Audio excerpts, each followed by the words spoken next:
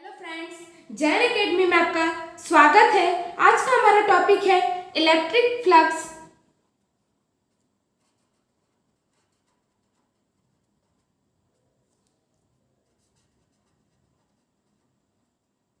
Electric flux क्या होता है? जो आपके इलेक्ट्रिक लाइन नॉर्मली जो फील्ड में जो सरफेस एरिया प्लेस करते हैं उसमें जो इलेक्ट्रिक फील्ड लाइन जो पास होती है उसे हम क्या बोल लेते हैं? Electric flux. Total number of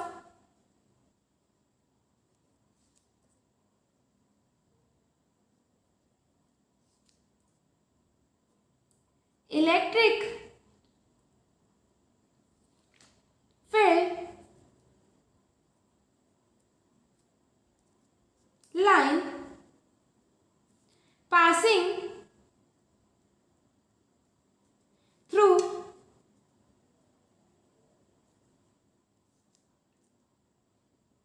a surface area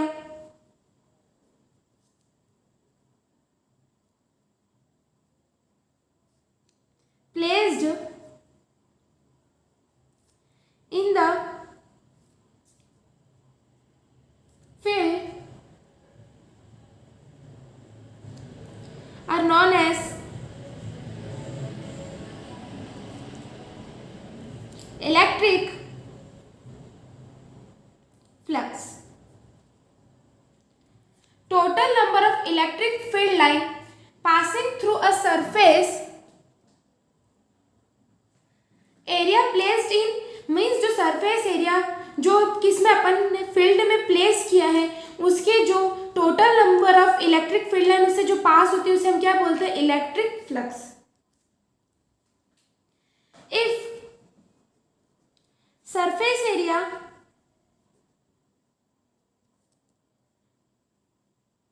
ds, surface area को हम किससे रिप्रेजेंट करते हैं? ds से। इज प्लेस्ड इन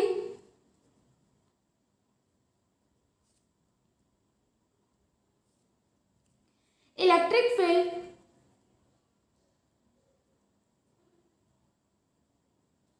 E और हमने उसको कहाँ फील्ड प्लेस किया? इलेक्ट्रिक फील्ड E में। इलेक्ट्रिक फील्ड को किससे रिप्रेजेंट किया? E से। Then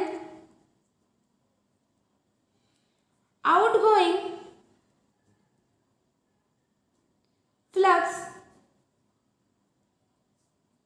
from this surface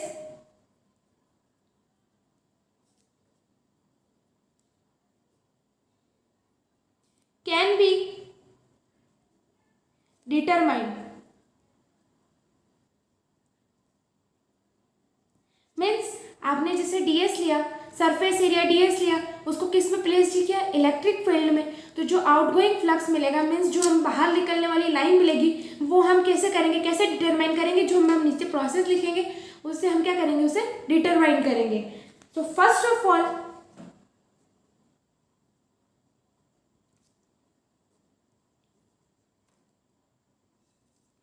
draw a perpendicular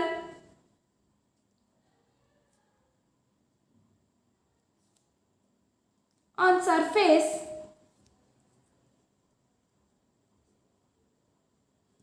which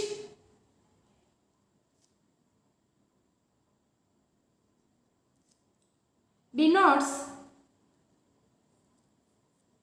vector area ds। First of all हमने क्या किया? Draw a perpendicular one means हमने उन दोनों को कैसे किया? परपेंडिकुलर ड्रॉ किया। तो हमें जो आउटगोइंग वेक्टर मिला, इलेक्ट्रिक फ्लक्स मिला, वो किस में मिला? वेक्टर फॉर्म में मिला। कौन सी? ds की वेक्टर फॉर्म में। If it's normal make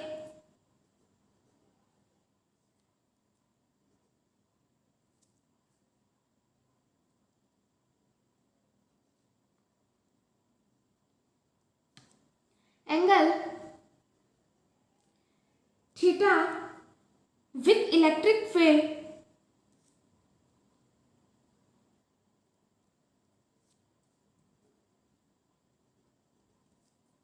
E, then outgoing flux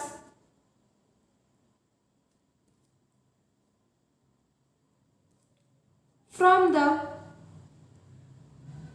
surface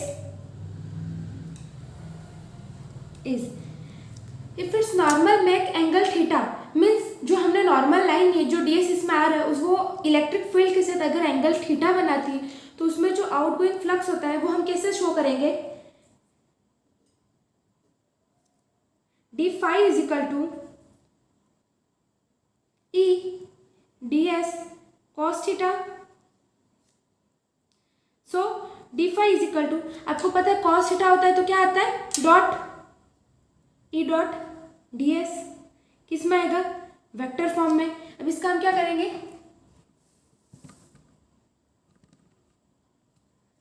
diagram बनाएंगे। सो इसका डायग्राम कैसे होगा, आपको पता है वो दोनों परपेंडिकुलर रहते हैं और एक दूसरे के ऊपर एंगल थीटा बना रहे, मीन्स आपका ये एक सरफेस है, ये आपका मिड पॉइंट है, यहां से वो परपेंडिकुलर है, ये डीएस है आपका, ये आपका क्या है ई है, और ये दोनों मिलके क्या बना रहे हैं एंगल थीटा जो नॉर्मल लाइन है वो, और ये आपका क्या है डीएस जो आपने वेक्टर फॉर्म में निकाला था वो। और आपको पता है अगर ये लाइन वाई डायरेक्शन में जा रही है तो क्या बनाएगी कॉस थीटा, अगर एक्स डायरेक्शन में जाती है तो क्या बनाती है साइन थीटा, और वाई डायरेक्शन में क्या बनाती है कॉस थीटा। तो आपका ये फॉर्मूला है और यही वैल्यू हमने इधर पुट करके इसको बनाया है। आपको ये चीज समझ आ गई। अब इसका अगर हम डायमेंशन लें,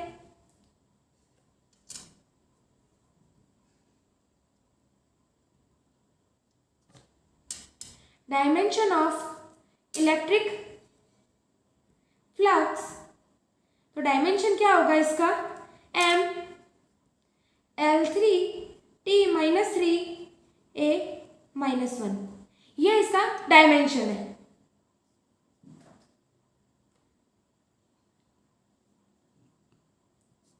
अगर इलेक्ट्रिक फ्लक्स को अब अगर इलेक्ट्रिक फ्लक्स को अब लार्ज सरफेस में लेना चाहते हैं तो वो क्या करेगा इंटीग्रेशन फॉर्म में आएगा।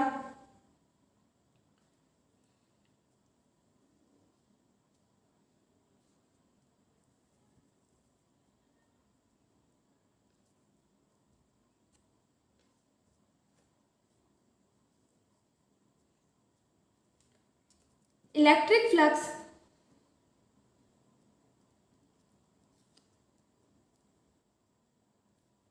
associated with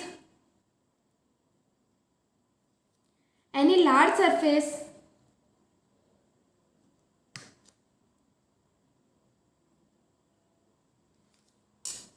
can be determined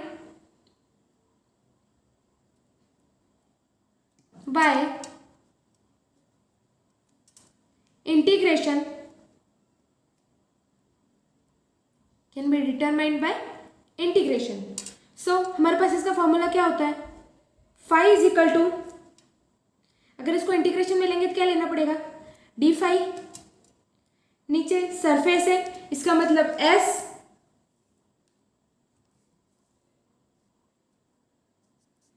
इसका फॉर्मूला क्या है हमारे पास E D S E dot D S, नीचे क्या रहेगा एस क्योंकि सरफेस में चल रहा है, और ई डी एस को आप कैसे लिख सकते हो, आपको पता है कैसे लिख सकते हो, तो बस यहाँ पे वैसे लिखना है।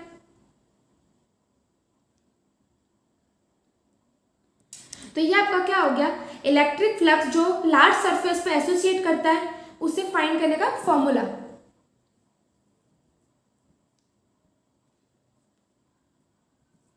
So, do you want to take a screenshot?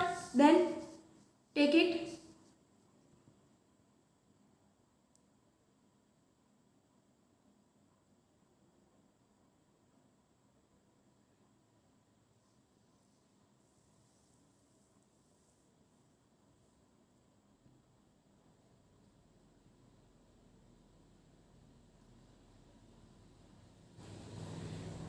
अगर वो क्लोज्ड सरफेस में होता है,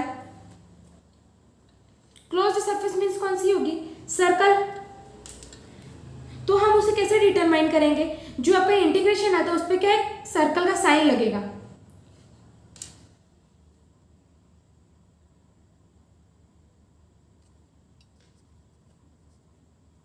to determine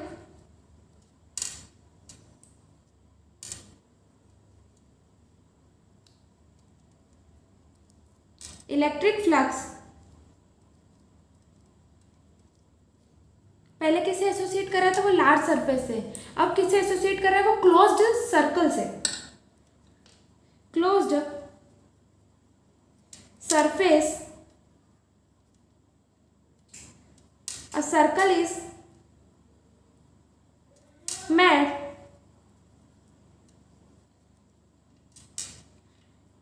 on integration sign. मैंने आपको बताया इंटीग्रेशन साइन पे किसका सिंबल होगा, सर्कल का। सो हमारे पास फॉर्मूला क्या है, फाई इज इक्वल टू, ये हमारे पास नॉर्मल फॉर्मूला है, पर इस पे क्या लग जाएगा, इंटीग्रेशन के साइन पे सर्कल, क्योंकि ये किसके लिए है, क्लोज्ड सरफेस के लिए है। तो हमारे पास सर्कल इंटीग्रेशन के ऊपर क्या लग जाएगा, सर्कल का साइन लग जाएगा। सो आप इसका भी स्क्रीनशॉट ले सकते हैं।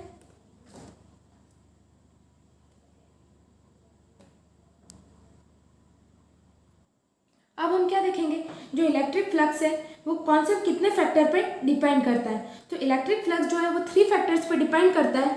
तो वो 3 फैक्टर्स हम लेंगे अभी। इलेक्ट्रिक फ्लक्स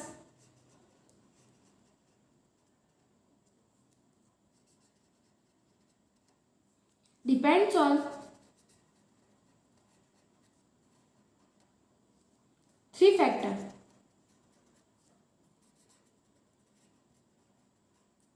इलेक्ट्रिक फ्लक्स कितने फैक्टर्स पे डिपेंड करता है, 3 फैक्टर्स पे। उसका फर्स्ट फैक्टर क्या है, इलेक्ट्रिक फील्ड ई,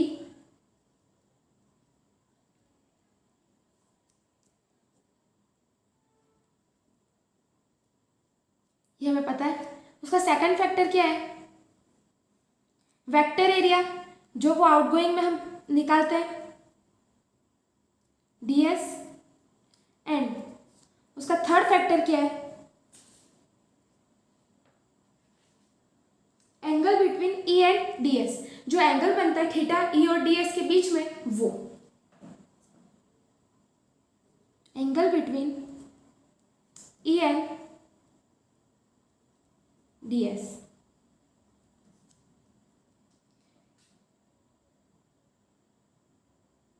अगर हमारे पास जो ये ई एंड ds है, मीन्स वेक्टर एरिया और इलेक्ट्रिक फील्ड है, वो अगर कांस्टेंट रहे, तो जो इलेक्ट्रिक फ्लक्स है वो किस पे डिपेंड करता है, उनके एंगल पर। जो हम थीटा बीच में जो एंगल हमने देखा था उस पे वो डिपेंड करता है। तो हम उसके केसेस लेंगे। If E and ds are constant,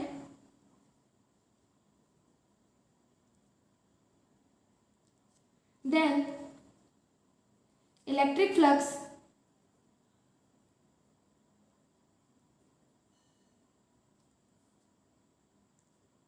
depends on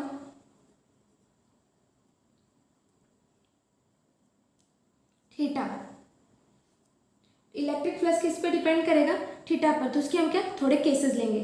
सो हमारा फर्स्ट केस क्या है, अगर थीटा जो है वो 0 डिग्री है, अगर थीटा 0 डिग्री है तो जो ई इलेक्ट्रिक फील्ड ई है और वेक्टर एरिया जो ds है वो क्या करेंगे, एक ही लाइन में जाएंगे, सेम डायरेक्शन में। When ds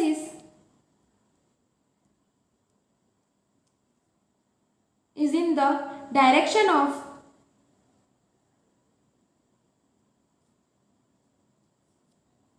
E, then outgoing flux is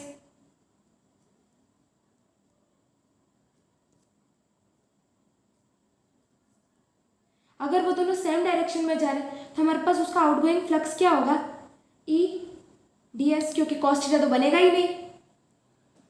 और इसका हमारे पास डायग्राम कैसे बनेगा, जैसे आपका ये डायग्राम है,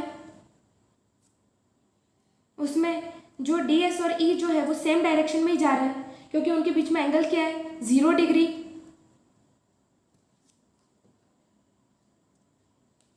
इसका आप स्क्रीनशॉट ले लीजिए।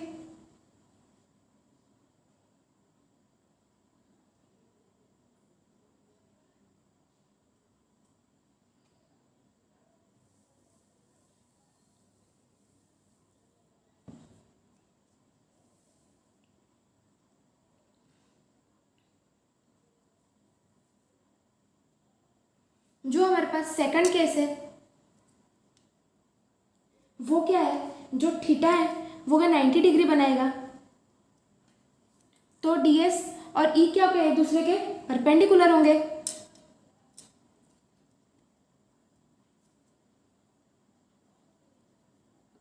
When D S is perpendicular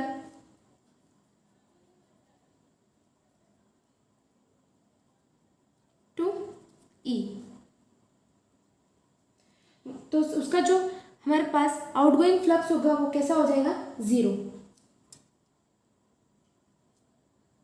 0 क्यों होगा उसका भी रीजन आपको बताती हूँ।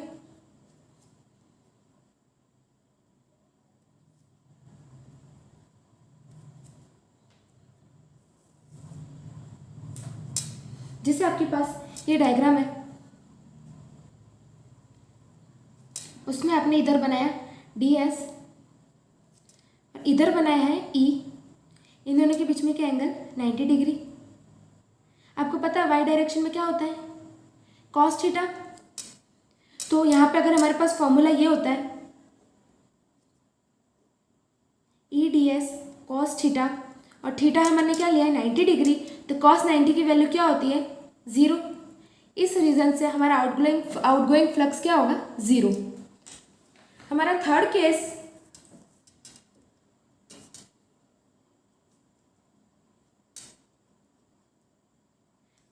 सॉरी पहले आप इसका स्क्रीनशॉट ले लीजिए।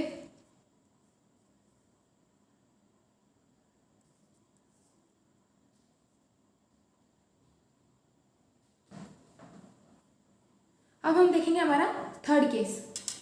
हमारा थर्ड केस क्या होगा, जैसे जो डीएस है वो 180 डिग्री पर है, किसके, इलेक्ट्रिक फील्ड के, टू द इलेक्ट्रिक फील्ड। अगर इलेक्ट्रिक फील्ड के 180 डिग्री पर है तो आपको पता है उसका डायग्राम तो कैसे बनेगा,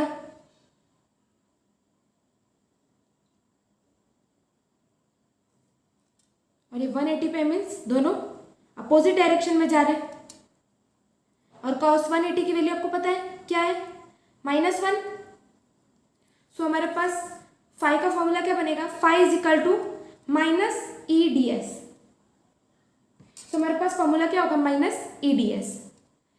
सो do you like my content, then like it, share it and subscribe it. Thank you.